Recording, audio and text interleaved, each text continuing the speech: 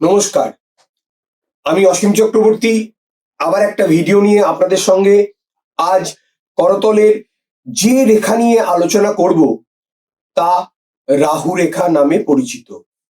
আয়ু রেখা ঠিক মার্শাল রেখার সমান্তরাল ভাবে থাকে।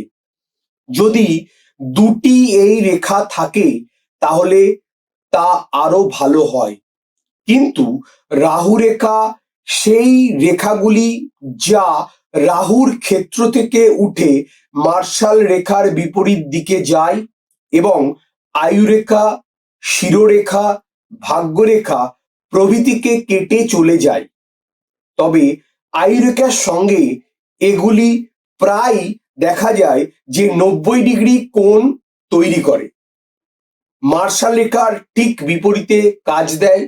এই রেখাগুলি সবসময় ঝঞ্ঝাট, ঝামেলা, শোক, বিয়োগ, কষ্ট, মামলা মোকদ্দমা, ব্যথা প্রভৃতি কারক হয়ে থাকে। এই রেখা এক বা একাধিক থাকতে পারে। রাহুর ক্ষেত্রে কোনো কোনো রেখা যদি উঠে আয়ুরেখা স্পর্শ মাত্র করে তাহলে তা শুভ নয়।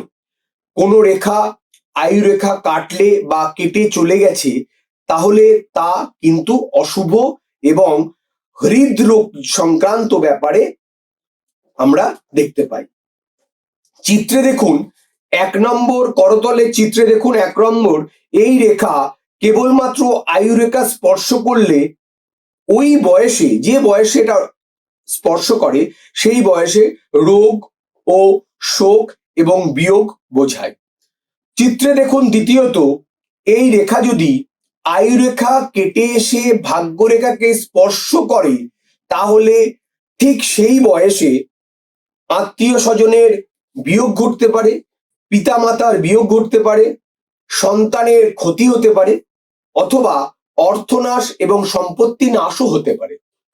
চিত্রে দেখুন তৃতীয়ত, এই রেখা গিয়ে শিরোরেখাকে স্পর্শ করলে সেই বয়সে, অর্থাৎ যে বয়সে এই রেখা স্পর্শ করে তার ফলে মস্তিষ্কের সাময়িক বিকৃতি, বুদ্ধি নাশ এবং গভীর দুশ্চিন্তা এবং বিয়োগ বোঝায়।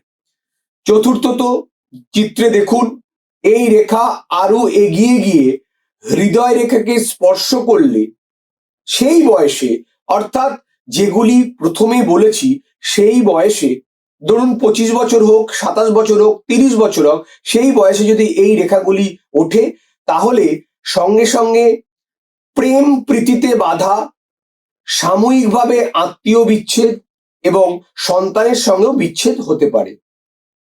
পঞ্চমত চিত্রে দেখুন রাহু রেখা যদি গভীরভাবে আয়ুরেখা দ্বারা কর্তিত হয় এবং জাতকের হাতে মার্শাল রেখা থাকে তাহলে জাতকের বাধার পথে উন্নতি বোঝায়। অর্থাৎ চাকরির ক্ষেত্রে তার খারাপ অবস্থা হতে পারে, পড়াশোনার ক্ষেত্রে তার খারাপ অবস্থা হতে পারে।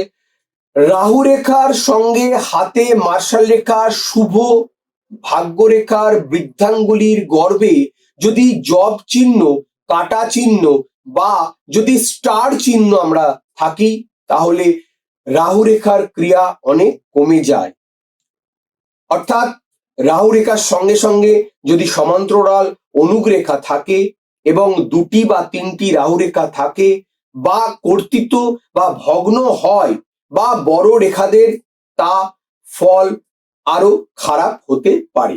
তবে সেগুলি যদি আয়ুরেখা কর্তিত না করে তার ফল তত বেশি খারাপ হবে না। আজ এই পর্যন্ত। আরো বিশদে জানার জন্য নেক্সট ভিডিওতে আসুন। বিশদ জানার জন্য 9153306727 নাম্বারে যোগাযোগ করুন। ধন্যবাদ।